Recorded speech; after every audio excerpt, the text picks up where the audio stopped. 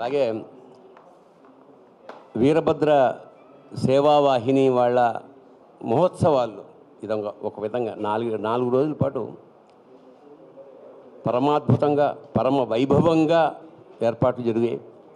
ఇందులో నన్ను భాగస్వామ్యం చేసినందుకు కృతజ్ఞతలు చెప్పుకుంటూ వేదిక మీద ఉన్న మహామహోపాధ్యాయ మా ముదిగొండ శివప్రసాద్ గారు, అలాంటి మహానుభావుడి కొంత దర్శనము స్పర్శనము కూడా మాకు ఇందాక మా విజయ్ కుమార్ చెప్పినట్టు సాక్షాత్ శివస్వరూపంగా భావిస్తాం మేము.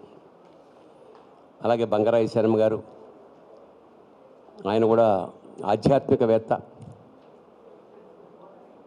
ఒక శివ సంకల్పం వల్ల ఇది జరుగుతుంది. అంటే కార్యక్రమాల గురించి నేనేం మాట్లాడలేదు, ఎందుకంటే ఇందులో హోమాలు ఉన్నాయి, జపాలు ఉన్నాయి, చాలా రకాల కార్యక్రమాలు ఉన్నాయి.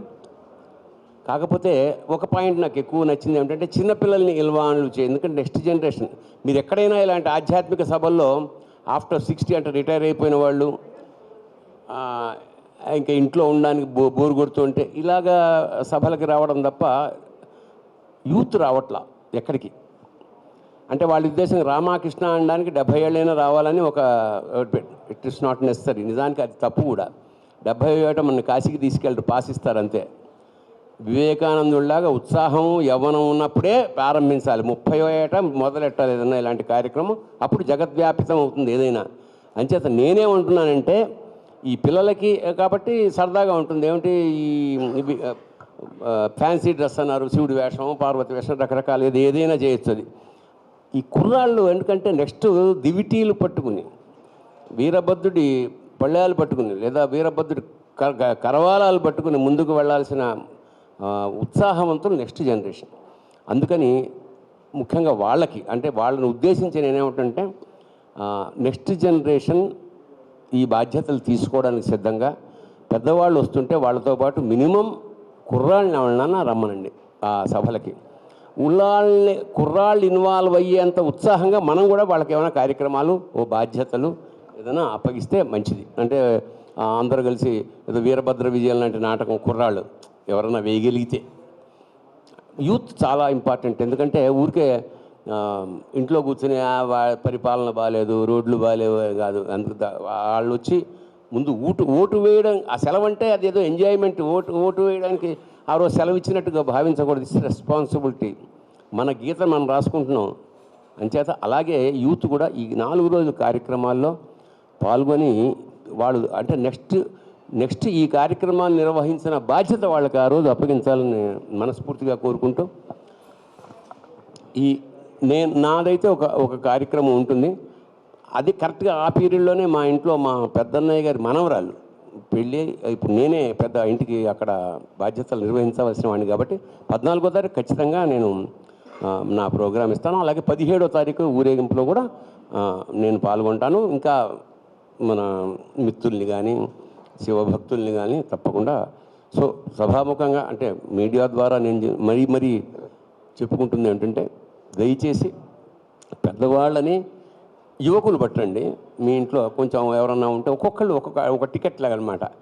కుర్రాళ్ళని ఉత్తేజితం చేస్తే భవిష్యత్ తరం బాగుంటుంది, దేశం బాగుంటుంది అని మనస్ఫూర్తిగా నమ్ముతూ అన్నిదా భావించకండి. నాకు ఇవాళ మా అమ్మాయి ఇంట్లో ఒక చిన్న కార్యక్రమం ఉంది, అందుకని నన్ను ఫస్ట్ మాట్లాడి నాకు సెలవు ఇప్పిస్తే నేను బయలుదేరుతాను. ఇంతకన్నా ఇందులో ఏం చేసినా బిల్వదళం శివుడి మీద వేసినట్టుగానే అంతటి అలాగే భావిస్తాను నేను. అందుకని ఈ అవకాశం అద్భుతంగా నామైన ఈ కార్యక్రమంలో నేను పాల్గొంటాను. నా మిత్రులతోటి అందులో పాల్గొనేలా చేస్తాను మనస్ఫూర్తిగా చేస్తూ. ఇది అంటే చాలా భారీ కార్యక్రమం. దీనికి కేవలం ఈ సంకల్పం ఒక్కటే కాదు, ఆర్థిక సహాయం కూడా.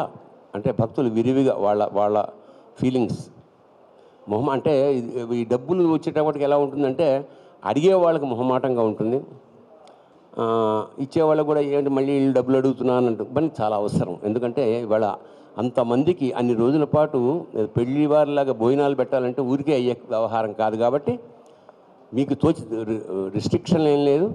మీకు తోచినంత ద్రవ్యాన్ని శివద్రవ్యంగా భావించి ఆ హుండీలో వేయండి, లేదా వాళ్ళకి రసీదు రూపేణ.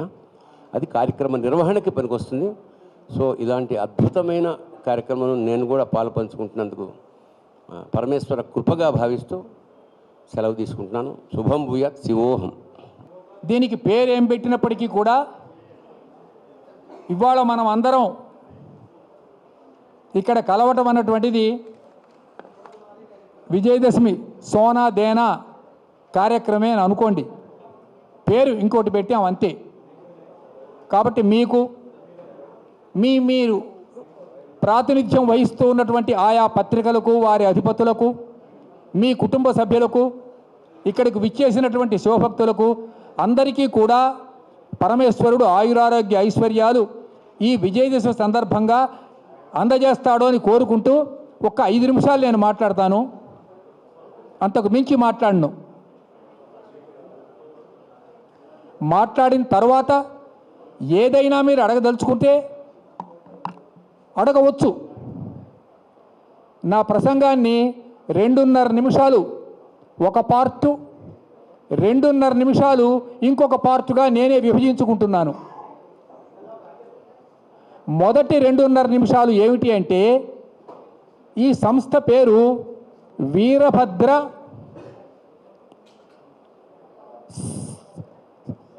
సేవా వాహిని, ఆరాధ్య సేవా వాహిని, జనసేవా వాహిని ట్రస్ట్.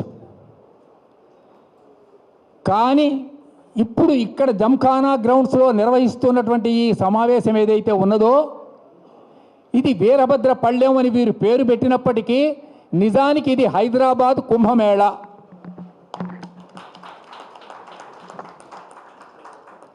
లక్షల సంఖ్యలో జనం వస్తారు, కోట్ల సంఖ్యలో దీనికి డబ్బులు ఖర్చు పెట్టవలసి వస్తుంది. ఇది చాలా ఇట్స్ ఏ మెగా ఇన్సిడెంట్. సామాన్యమైన ప్రయత్నం కాదు. వందలాది కార్యకర్తలు ఇప్పటి నుంచే రాత్రింబవళ్ళు మా తమ్ముడు నేతృత్వం వహిస్తున్నాడు. ఈ కార్యక్రమానికి అప్పుడే రూపకల్పన జరిగింది. ఇంకా భవిష్యత్తులో మీకు సమాచారం వెంట అందుతూ ఉంటుంది. అయితే మీరు ఒక ప్రశ్న వేయవచ్చు, ఇంత పెద్ద కార్యక్రమాన్ని ఒక పుష్కరాల కార్యక్రమం కన్నా కూడా ఎందుకు నిర్వహిస్తున్నారు? ఇంతమంది పీఠాధిపతులు, ఇంతమంది ఆధ్యాత్మికవేత్తలు ఎందుకు నిర్వహించవలసి వచ్చింది అంటే, దీనికి నాకు తోచిన సమాధానం ఏదో నేను మీకు చెప్తాను. మా ముదిగొండ వారికి వీరభద్రుడు ఎలవేల్పు. శైవులందరికీ కూడా వీరభద్రుడు ఆరాధ్య దైవమే. అయితే దీన్ని మేము చిన్న స్థాయిలో చేసుకుంటాం ఇళ్లల్లో. ఎక్కడన్నా వివాహం జరిగిందనుకోండి, వీరభద్ర పళ్ళెం చేస్తారు. అది బజారు పళ్ళెం అని ఒకటి, అంటే ఊరేగింపుగా, లేకపోతే ఇంట్లోనే పూజ చేసుకుంటారు గణపతి పూజలాగా. ఇది కొన్ని మా తండ్రి తాతలు ఎప్పటి నుంచో వందల సంవత్సరాల నుంచి సనాతనంగా, పురాతనంగా, దివ్యంగా, భవ్యంగా, హవ్యంగా వస్తూ ఉన్నటువంటి ఒక సంప్రదాయం. అయితే ఈ రూపకల్పనలో ఉన్నటువంటి తేడా ఏమిటంటే, దీన్ని సామాజిక ఉత్సవంగా మార్చటం. వీఆర్ కన్వర్టింగ్ యాన్ ఇండివిజువల్, అంటే ఒక వ్యక్తిగతమైనటువంటి ఉత్సవాన్ని సామాజిక ఉత్సవం కిందికి మార్చటం ఈ ఉత్సవానికి రూపకల్పన. నెక్స్ట్ ప్రశ్న మీరు అడగొచ్చు, సామాజిక ఉత్సవంగా మార్చవలసినటువంటి అవసరం ఏమొచ్చింది? ఇంత డబ్బు ఖర్చు పెట్టి, ఇంత శ్రమ పడి, ఇన్ని కోట్లు ఖర్చు పెట్టి, ఇన్ని లక్షల మందిని తీసుకొచ్చి దీన్ని ఒక మహోత్సవంగా ఎందుకు మార్చవలసి వచ్చింది అంటే, వీరభద్రుడు అధర్మాన్ని నశింపజేసి ధర్మాన్ని స్థాపించడం కోసం పుట్టినటువంటి శివావతారం. మీకు ఆ కథ అంతా తెలుసు కాబట్టి నేను పునరావృతం చేసి టైం వేస్ట్ చేయదలుచుకోలేదు. మీకు మళ్ళీ చాలా ప్రోగ్రాములు ఉంటాయి నాకు తెలుసు. దక్షయజ్ఞం కథ మీ అందరికీ తెలుసు. దక్షుడు అవైదికమైన యజ్ఞం చేశాడు. అంటే శివుణ్ణి ఆహ్వానించాలి ఆ యజ్ఞానికి. శివుడు ఆహ్వానింపబడకపోతే అది అవైదికమైన యజ్ఞం అవుతుంది, నిరీశ్వరమైన యజ్ఞం అవుతుంది. నిరీశ్వరమైన యజ్ఞం చేశాడు కాబట్టి సతీదేవి దహనానికి అనంతరం వీరభద్రుడు పుట్టాడు అన్నటువంటిది మనకు తెలిసినటువంటి కథ. మీరు సినిమా కూడా చూసుంటారు, దక్షయజ్ఞం సినిమా. కాబట్టి సమాజంలో దక్షత్వం ఉండాలి. దక్షత్వం అంటే ఏమిటి? డిసిప్లిన్. ఇవాళ లోపించింది ఏమిటి అంటే దక్షత్వం సమాజంలో లేదు. ఇది పాయింట్ నెంబర్ 1. పాయింట్ నెంబర్ 2, సనాతన అన్న మాట మీదనే ద్వేషం బయలుదేరింది. వేద అన్న మాట మీద ద్వేషం బయలుదేరింది. ఒక శైవానికి గురించి మాత్రమే నేను చెప్పటం లేదు. శైవం కావచ్చు, వైష్ణవం కావచ్చు, శాక్తేయం కావచ్చు, పాంచరాత్రం కావచ్చు, అసలు మొత్తం హిందుత్వం మీదనే ఒక ద్వేషం బయలుదేరింది సమాజంలో. ఇది క్షేమం కాదు.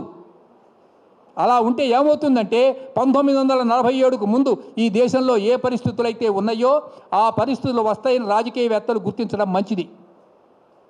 తాత్కాలికమైన వ్యక్తిగత స్వార్థాల కోసం సనాతన ధర్మాన్ని ఎవరైనా సరే, ఆ నిందించిన వాడు ఎవడో తమిళనాడులో ముఖ్యమంత్రి గారి కుమారుడు ఉదయనిధి స్టాలిన్ అనేవాడు సనాతన ధర్మాన్ని డెంగ్యూ, మలేరియా, క్యాన్సర్తో సమానమైనటువంటి రోగంగా భావించాడు.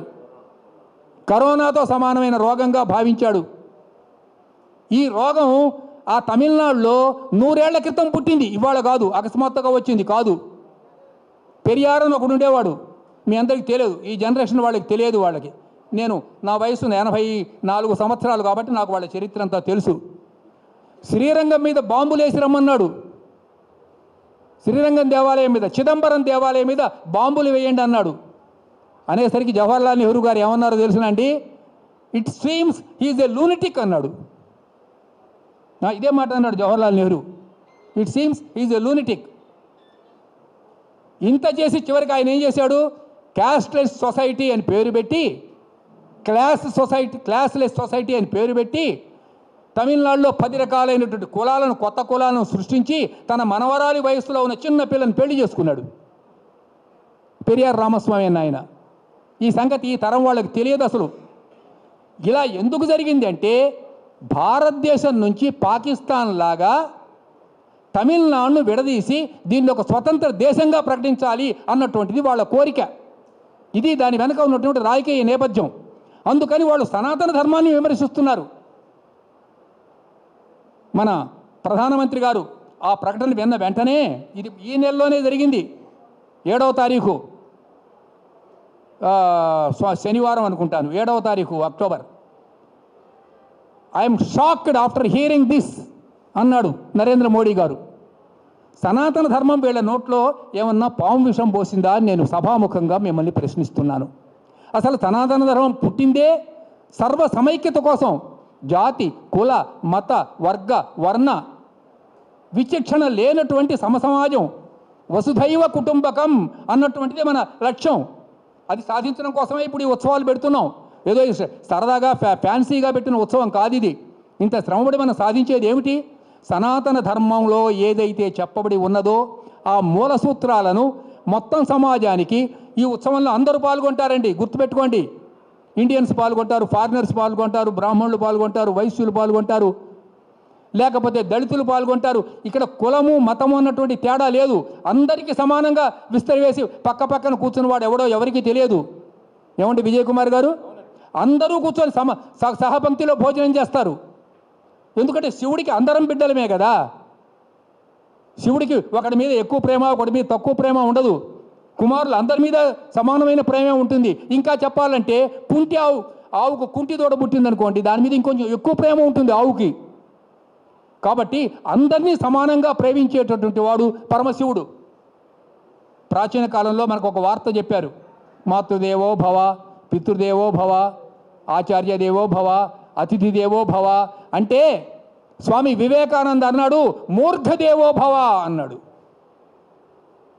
కాబట్టి మూర్ఖుణ్ణి కూడా మనం గౌరవిస్తాం, వాడికి సద్బుద్ధి ప్రసాదించండి అని కోరుకుంటాం. దయచేసి నేను దీన్ని పొలిటికల్ వేదిక కిందికి మార్చలేదు. ఇది purely A religious and a spiritual and above all ఒక సామాజిక సమరసత అన్న దానికోసం ఏర్పాటు చేసినటువంటిది ఈ మహాసభ. చిన్న సభ కాదు, చాలా పెద్ద సభ. కానీ నేను ఒక్క విషయం మాత్రం, ఎందుకంటే ఇక్కడ చాలామంది పెద్దలు ఉన్నారు, ముక్తేశ్వరరావు గారు కానివ్వండి, లేకపోతే బంగారయ్య శర్మ గారు, వీళ్ళందరూ ఋషులతో సమానం. ఊరికే ఇట్లా మామూలు చొక్కాలాగులు వేసుకొని కూర్చున్నారు. కానీ ఆధునిక యుగంలో ఋషులు ఇట్లాగే ఉంటారు, వీళ్ళ గడ్డాలు మీసాలు లేవు. అయినా కూడా వీళ్ళందరూ చాలా పెద్ద పెద్దవాళ్ళు. వీళ్ళు మీ రాజకీయ ప్రయోజనాల కోసం హిందుత్వాన్ని, సనాతన ధర్మాన్ని విమర్శించవద్దు. ఒకవేళ అలా గనక విమర్శించినట్లయితే అది వినాశకాలే, విపరీత బుద్ధి అన్నట్టుగా మారుతుంది. ఈ విషయాన్ని నేను స్పష్టంగా చెప్పదలుచుకున్నాను. ఏ పార్టీ అయినా సరే, ఏ రాజకీయ పక్షమైనా సరే, తప్పనిసరిగా దేశభక్తి కలిగి ఉండాలి. సనాతన ధర్మ is the bed rock of our nation, that is the basis of our nation. సనాతన ధర్మం లేకపోతే ఉంది ఇండియాకు పాకిస్తాన్కు తేడా ఏముంటుంది? ఏముంటుంది కదా. కాబట్టి సనాతన ధర్మాన్ని విమర్శించినటువంటి ఆ పార్టీతో ఎవరు జతకట్టినా వాళ్లను మనం యాంటీ నేషనల్గా భావించవలసి ఉంటుంది. Those political parties who are having political alliance with DMK, they will be considered as anti-national, and there is no compromise on this fact. ఎందుకంటే వ్యక్తులు శాశ్వతాలు కావు, వ్యక్తులు వస్తుంటారు పోతూ ఉంటారు, కానీ ధర్మ is eternal, it is supreme. ధర్మో రక్షతి, అక్కడ చూడండి వెనకాల, ధర్మో రక్షతి రక్షితః. ధర్మం ఉన్నంత వరకే ఇది హిందూ దేశంగా పిలువబడుతుంది. కాబట్టి ఈ విషయాన్ని దయచేసి మీరు మొత్తం ప్రజలకు మీ మీడియా ద్వారా అందించండి. ఇంకా ఒక్క మాట చెప్పి నేను ముగిస్తాను, ఒకే లైన్ చెప్పి ముగిస్తాను. ఇప్పుడు ప్రపంచంలో మనం ఎంత శాంతి కోరుకుంటూ ఉన్నప్పటికీ కూడా అశాంతి ఎక్కువగా ఉంది. అది భారతదేశంలో కానివ్వండి, వివిధ రాష్ట్రాల్లో కానివ్వండి, మణిపూర్లో కానివ్వండి, లేకపోతే ఇజ్రాయిల్ హమాజ్లో కానివ్వండి, లేకపోతే రష్యా ఉక్రెయిన్ కానివ్వండి, మధ్యాసియా అంటే మధ్య ప్రాంతం గాజా, ఇలా పేర్లు వరుసగా చెప్పుకోనక్కర్లేదు.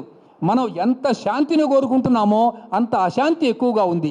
ఈ అశాంతి రాజకీయ తాత్కాలిక ప్రయోజనాల కోసం రాజకీయవేత్తలే కృత్రిమంగా సృష్టించినటువంటి అశాంతి. It is not original, it is artificial, created by politicians. ఇదిగో ఇలాంటి మహా పుణ్యకరమైన కార్యక్రమాల ద్వారా ఈశ్వరుని మనం ఆవాహన చేసుకొని ప్రపంచ శాంతికి, ఓ పరమేశ్వర తమసోమ జ్యోతిర్గమయ, మృత్యోర్మ అమృతంగమయ, అసతోమ సద్గమయ అని ఆ ఈశ్వరుని ప్రార్థిద్దాము. అందుకే ఇంత పెద్ద కార్యక్రమం ఏర్పాటు చేస్తున్నారు. దానికి మీ అందరి సహాయ సహకార సుహృద్భావాలు పూర్తిగా అందజేయాలని కోరుకుంటూ సెలవు తీసుకుంటున్నాను. శ్రీ భద్రకాళి సమేత వీరభద్ర ఆరాధ్య జనసేవా వాహిని ట్రస్ట్ ఆధ్వర్యంలో 14 నుంచి 17వ తారీఖు దాకా జిమ్ఖానా గ్రౌండ్స్లో విశేషమైనటువంటి కార్యక్రమం నిర్వహించబడుతోంది. ఇవాళ తెలుగునాట ఉన్న ప్రముఖమైనటువంటి ప్రవచనకర్తలు అందరూ దాదాపు వేద విద్యార్థులు, వేద విభాగము, ఈ 2 రాష్ట్రాల్లో చాలా ఆనందంగా నిత్యము సౌందర్యలహరి, లలితా సహస్రనామాలు ఇవన్నీ చేసుకునేటువంటి స్త్రీమూర్తులు అందరూ, అనేక మంది యతులు, స్వామీజీలు అందరూ కూడా పాల్గొనబోతున్నటువంటి చాలా గొప్పదై మొత్తము 2 రాష్ట్రాలు ఉవ్విళ్ళూరుతూ ఎదురు చూస్తున్నటువంటి మహా కార్యక్రమము మనం నిర్వహించుకోబోతున్నాము. మా తాడికొండ విజయ్ కుమార్ గారి బృందం పక్షాన ఇవాళ ఇప్పుడే మీరు చూశారు, కేవలం మన ప్రెస్ మీట్కే హేమాహేమీలందరూ కూడా వచ్చారు. ఉన్నటువంటి పెద్దవాళ్ళందరూ ఎవరి హడావుల్లో, ఎవరి ప్రపంచంలో చాలా లోతులు చూసినటువంటి పెద్దలందరూ కూడా ప్రెస్ మీట్కే ఇలా ఉంటే ఇక సభ ఎలా ఉంటుందనేది మీరు ఊహించవచ్చు. ఇందాకే పెద్దలు ముదిగొండ శివప్రసాద్ గారు మాట్లాడుతూ ఉదయనిధి స్టాలిన్ లాంటి వాళ్ళు సనాతన ధర్మాన్ని నిర్మూలన చేస్తామంటున్నారు. ఆ మాట అని కూడా వాళ్ళు ధైర్యంగా ఎందుకుంటున్నారయ్యా అంటే, వీరభద్ర పళ్ళెము అనేది ఇంటికి ఉంది కానీ మొత్తము అన్ని చోట్ల ఉండేట్టు లేదు. ఎక్కడ వీరభద్ర పళ్ళెం ఉంటుందో అక్కడ భయం ఉండదు, ధైర్యం ఉంటుంది, మంగళప్రదమైనవన్నీ ఉంటాయి. కాబట్టి యువతలో ఒక ధైర్యాన్ని పెంచడానికి, సనాతనమైనటువంటి హిందువుల్లో ఒక ధైర్యాన్ని పెంచడానికి చేయబోతున్నటువంటి మహత్తరమైన కార్యక్రమము. ఇప్పుడు ప్రస్తుతం ప్రభుత్వము సందిగ్ధ ప్రభుత్వంలో ఉంది. ఎవరు ఇదమిత్తం అంటూ లేదు. ఎలక్షన్స్ అయి ఎవరు అక్కడ ముఖ్యమంత్రి పదవిలో మొట్టమొదట కూర్చున్నా ఆ ముఖ్యమంత్రి గారు చూడబోయేటటువంటి తెలంగాణ రాష్ట్రంలో తొలి అతి పెద్ద పండగ మహోత్సవము ఈ కార్యక్రమము. కాబట్టి దిగ్విజయంగా దీన్ని జనాలందరికీ చేర్చాలని, ముఖ్యంగా మీడియా మిత్రులు తలుచుకుంటేనే ఇది సాధ్యమవుతుంది. పూర్వం మీరు అనేక కార్యక్రమాలను అనేక విధాలుగా ముందరికి తీసుకెళ్ళి విశ్వజనీనం చేసినటువంటి ఖ్యాతి ఉన్న మీరందరూ కూడా పరిపూర్ణంగా దీనికి సహకరించి ఈ కార్యక్రమాన్ని దిగ్విజయం చేయడంలో మీ పాత్ర, మీ సహకారం మనస్ఫూర్తిగా కావాలని, ప్రజలందరి యొక్క సహకారం కూడా దీంట్లో కావాలని ఎక్కువ సమయం లేదు, ఇంకొక కార్యక్రమం ఉంది కాబట్టి మనసా మీ అందరినీ ప్రార్థిస్తూ, ఎవరైనా సరే పెళ్లి కానీ ఆడపిల్లలు కానీ పెళ్లి కావాల్సిన వాళ్ళు కానీ ఎవరున్నా ఈ మురమళ్ళ వీరభద్ర స్వామి వారి అర్చన చేసుకుంటే బ్రహ్మాండంగా కళ్యాణాలు అవుతాయి. కానీ వాళ్ళు ప్రత్యేకంగా గుర్తుంచుకొని రావాలి అని చెబుతూ, ఇంకొక విషయం, నిట్టల కిరణ్మయి గారు, అలాగే కొండూరి పద్మావతి గారు, అదేవిధంగా ప్రేమలత గారు, డాక్టర్ ఎన్ అనంతలక్ష్మి గారు, ఇలాంటి ప్రముఖులు అనేక మంది యొక్క సహకారంతో అద్భుతంగా సౌందర్య లహరి ఈ పారాయణ కూడా 1,00,000 గళార్చన కింద విశేషంగా జరుగుతుంది. దీంట్లో అందరూ మహిళా మండలి ఏమిటి, అందరూ ఎవరెవరు సౌందర్య లహరి పాడగలరో వాళ్ళందరూ కూడా పాల్గొనాలని కోరుతూ పాత్రికేయ మిత్రులందరికీ ధన్యవాదాలు తెలియపరుస్తూ స్వస్తి.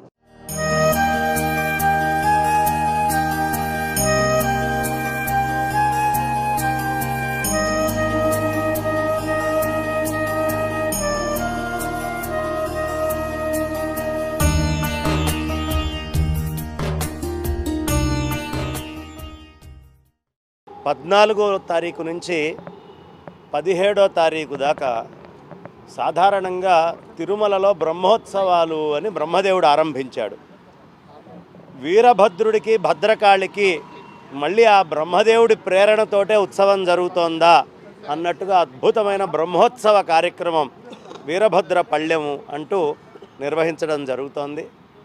ఇందులో ప్రధానంగా భద్రకాళి సమేత వీరభద్ర ఆరాధ్య జనసేవా వాహిని ట్రస్ట్ చే నిర్వహించబడుతోంది. మా తాడికొండ విజయ్ కుమార్ గారి బృందము ఆధ్వర్యంలో అనేక మంది సహకారంతో ఇది జరుగుతోంది. మనము కొత్తగా ఇప్పుడు ఎలక్షన్స్లో ఉన్నాం. 30వ తారీఖు అందరం కూడా వెళ్ళి ఓట్లు వేస్తాం. 3వ తారీఖు కల్లా లెక్కింపు వస్తుంది. మరి కొత్తగా ముఖ్యమంత్రిగా ప్రమాణ స్వీకారం చేసిన తర్వాత మొట్టమొదటి మహోత్సవము ఆ ముఖ్యమంత్రి గారు కానీ గెలిచేటటువంటి వారు కానీ చూడాలి అంటే అది ఇక్కడ జిమ్ఖానా గ్రౌండ్స్లో జరగబోయేటటువంటి భద్రకాళి సమేత వీరభద్ర మహోత్సవమే. కాబట్టి అంతటి అద్భుతమైన మహోత్సవంలో అనేక మంది పిల్లలు, ఒక 4,000 మంది పైన పిల్లలు అద్భుతంగా వాళ్ళు చక్కగా ఫ్యాన్సీ డ్రెస్ కాంపిటీషన్లో పాల్గొనడం, లక్షలలో సౌందర్య లహరి లలితా సహస్రనామ పారాయణాలు లోపల కానివ్వండి, ఆన్లైన్ కానివ్వండి, మొత్తం ప్రపంచవ్యాప్తంగా ఆ సమయంలో జరగబోతోంది. ఇంకా విశేషం ఏమిటంటే ఇవాళ మనం ప్రవచనకర్తలు పెద్దలు అని చెప్పుకునేవాళ్ళు ఇక పేర్లు అక్కర్లేదు. సామవేదం షణ్ముఖ శర్మ గారు అయితేనేంటి, గరికపాటి నరసింహారావు గారు అయితేనేంటి, వద్దిపర్తి పద్మాకర్ గారు అయితేనేంటి, బాచంపల్లి సంతోష్ కుమార్ శాస్త్రి గారు, కాకునూరి సూర్యనారాయణ గారు, అనంతలక్ష్మి గారు, ఇట్లా అనేక మంది ప్రముఖులు ఉపన్యాసకర్తలుగా, ముప్పవరపు సింహాచల శాస్త్రి గారిది అద్భుతమైనటువంటి హరికథాగానము హరకథాగానము కూడా అక్కడ మనం వినబోతూ ఉన్నాం.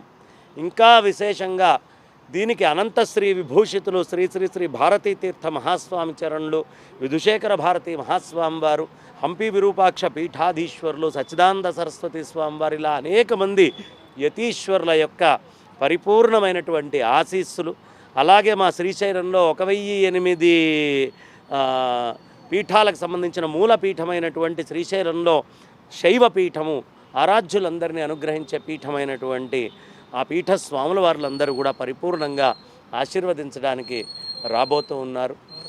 ఇంకా విశేషం, వారణాసి నుంచి రాబోతున్నారు. భారతదేశం నుంచి అనేక మంది ప్రముఖులు ఈ కార్యక్రమంలో పాల్గొనబోతున్నారు. ఇంకా విశేషం ఏమిటి అంటే తనికెళ్ల భరణి గారి యొక్క అద్భుతమైన గాత్ర కచేరీ మనం వినబోతున్నాం. శ్రీశైలం నుంచి అంటే కర్నూలులో నుంచి మల్లికార్జునుడు వస్తున్నాడు. అలాగే ఆంధ్ర నుంచి మురమళ్ళ వీరభద్రుడు రాబోతున్నాడు. తెలంగాణలో జరగబోతోంది. త్రిలింగ పీఠము, త్రిలింగ దేశము, తెలుగు భాష అని మనం ఏదైతే చెప్పుకుంటామో ఆ త్రిలింగము తెలుగు అనేటటువంటి దానికి సార్థకత ఈ కార్యక్రమం, ఈ ఉత్సవం ద్వారా జరగబోతోంది. కాబట్టి ఇలా అనేక మంది ఎదురు చూస్తున్నారు. మా నిట్టల కిరణ్మయి గారు అయితేనేంటి, అలాగే మా కొండూరి పద్మావతి గారు అయితేనేంటి, మా అనంతలక్ష్మమ్మ గారు అయితేనేంటి, మా ప్రేమలత గారు అయితేనేంటి, అదే మా సుధాస్వామి గారు అయితేనేంటి, ఇట్లా అనేక మంది ప్రముఖుల యొక్క ఆధ్వర్యములో, వాళ్ళందరి గురుత్వములో సౌందర్య లహరి పారాయణ ప్రపంచవ్యాప్తంగా ఇక్కడ ఉండేవాళ్ళు ఇక్కడ, ఆన్లైన్లలో ఉండేవాళ్ళు ఆన్లైన్లలో, లక్షలలో ఈ కార్యక్రమాన్ని ఒకటేసారి నిర్వహించుకోబోతున్నారు. కాబట్టి మొత్తము ప్రపంచంలో ఉండేటటువంటి తెలుగునాటి ప్రజలందరూ కూడా దీనికోసం ఎదురు చూస్తూ ఉన్నారు. ఈ మహత్తరమైన కార్యక్రమాన్ని ఇంత చక్కగా వెనకాల ఉండి సహకరిస్తున్నందుకు గాను మా భక్తివన్ యాజమాన్యానికి నేను అనేకమైనటువంటి కృతజ్ఞతలు తెలియపరచుకుంటూ ఈ సహకారం భక్తివన్ నుంచి మొత్తం కార్యక్రమం అయిపోయేదాకా ఇలాగే ఉండాలి అని మనస్ఫూర్తిగా కోరుకుంటూ నా వాణికి విరామాన్ని ఇస్తున్నాను. స్వస్తి. నేను నా ట్రస్టీస్ మేమంతా కలిసి నిర్వహించబోతున్న కార్యక్రమం జిమ్ఖానా గ్రౌండ్స్లో డిసెంబర్ 14 నుంచి 17వ తారీఖు దాకా 4 రోజుల పాటు బృహత్ కార్యక్రమం తలపెట్టాము. మాకు భగవంతుడిచ్చిన ఈ వరం సంకల్పం మేము నిమిత్త మాత్రులం. ఇది అందరి కోసం చేస్తున్న కార్యక్రమం, లోక కళ్యాణార్థం కోసం చేస్తున్న కార్యక్రమం, జనహితం కోసం చేస్తున్న కార్యక్రమం తప్పించి ఇది ఏ ఒక్కరి కోసమో లేకపోతే కుల మతాల కోసమో చేయట్లేదు కాదు. కుల మత రహితంగా జరుగుతున్న కార్యక్రమం ఇది. ఈ కార్యక్రమంలో 4 దేవస్థానాల నుంచి 4 ఉత్సవమూర్తులు వస్తున్నాయి. రోజుకు ఒక కళ్యాణం చప్పున 4 రోజులు ఈ కళ్యాణాలు జరుగుతాయి. తర్వాత 27 హోమగుండాలు 27 నక్షత్రాల కింద 4 పాదాల కింద 108 మంది కూర్చుని హోమం చేసుకునే విధంగా 648 మంది బెనిఫిట్ అవుతారు ఈ హోమాల్లో కూర్చోవడానికి. అదే కాకుండా అభిషేకాలు ఉంటాయి, శ్రీచక్రార్చనలు ఉన్నాయి, గోపూజలు ఉన్నాయి. తర్వాత మిగతా సర్వీస్ యాక్టివిటీస్లోనేమో కిమ్స్ హాస్పిటల్ వాళ్ళే medical camp, free medical camp పెట్టాం అందరి కోసం. అలాగే blood donation camp Chiranjeevi blood bank వాళ్ళు, అలాగే పుష్పగిరి ఐ హాస్పిటల్ వాళ్ళు ఐ క్యాంపు, ఒక డెంటల్ కాలేజ్ వాళ్ళు డెంటల్ క్యాంపు, పాననీయ డెంటల్ కాలేజ్ వాళ్ళ కార్యక్రమం ఉంది. ఇలా సర్వీస్ యాక్టివిటీస్తో పాటు కల్చరల్ షోస్ కూడా ఉన్నాయి. ఇప్పుడు భరణి గారి ఆటకథరా శివ ప్రోగ్రాం ఉంది, మొప్పవర సింహాచల శాస్త్రి గారి హరికథ గానం ఉంది, అలాగే గరికిపాటి వారిది ప్రవచనాలు, మన సామవేదం వారి ప్రవచనాలు. సామవేదం వారు ఒక ఈ ఈవెంట్ కోసం ఒక ప్రత్యేకంగా ఒక థీమ్ సాంగ్ రాసిస్తున్నారు. ఆ సాంగ్తో మేము పార్థసారథి గారు మ్యూజిక్ డైరెక్షన్ చేసి దాన్ని ఎస్పి చరణ్, శైలజ గారితో పాడతారు. ఈ ప్రోగ్రాంతో పాటు ఇంకా మిగతా కల్చరల్ షోస్లో మీ చరణ్ గారిది, శైలజ గారు, పార్థసారథి గారి కార్యక్రమం ఉంది. అలాగే భక్తి పాటల పోటీలు కూడా పెడుతున్నాము. ఇంకానేమో ఈ ఫ్యాన్సీ డ్రెస్ కాంపిటీషన్ అని పెట్టి ఈ పిల్లలలో వీరభద్రుడు అంటే ఎవరు అని తెలుసుకోవడానికి ఉత్సుకత కనిపిస్తుంది ఆ ఫ్యాన్సీ డ్రెస్ కాంపిటీషన్ పెట్టడం వల్ల అని. తల్లిదండ్రులతో పాటు పిల్లలు కూడా దీనికి శ్రమించి అది తీసుకుని దాని ప్రకారం వాళ్ళు చేస్తారనే ఉద్దేశంతో ఈ కాంపిటీషన్ కూడా పెట్టబోతున్నాం. అలాగే ఇంకా కళ్యాణాలతో పాటు మిగతా వేద స్వస్తి అనే బాలవాక్కు వేదవాక్కు అనే 108 మంది వేద పిల్లలతో వేద స్వస్తి పలికించబోతున్నాం. అది రికార్డ్ బుక్లోకి వెళ్ళబోతోంది. అది ఈ కార్యక్రమాన్ని దిగ్విజయం చేయడానికి మేము ఎంత శ్రమిస్తున్నామో అందరూ వచ్చి చూసి తరించి పాల్గొంటేనే కానీ మాకు సంపూర్ణ ఆనందం కలగదు. మేము ఈ కార్యక్రమాన్ని చూసేది అన్నీ కూడా మీలాంటి పాత్రికేయ మిత్రుల వల్ల జరుగుతుంది. దయచేసి మీరు దీని ప్రోగ్రాంను ముందుకు తీసుకెళ్లి విస్తృతంగా ప్రచారం చేయమని మా విన్నపం, కోరిక. సనాతన ధర్మం ప్రపంచానికి ఒక వరం లాంటిది. సనాతన ధర్మం యొక్క గొప్పతనాన్ని మేము untold stories from Hinduism, Vedic facts, ధర్మ సందేహాల ద్వారా మనలో చాలా మందికి తెలియని విషయాలు చెప్తూ జాగృతిపరిచే ప్రయత్నం చేస్తున్నాము. సనాతన గొప్పతనాన్ని చాటేందుకు వీడియోస్ను లైక్ చేయండి, అలాగే షేర్ చేయండి. సబ్స్క్రైబ్ చేయడం ద్వారా మాకు సపోర్ట్ ఇవ్వండి. అలాగే మీ అభిప్రాయాలను కామెంట్స్ రూపంలో పంచుకోండి.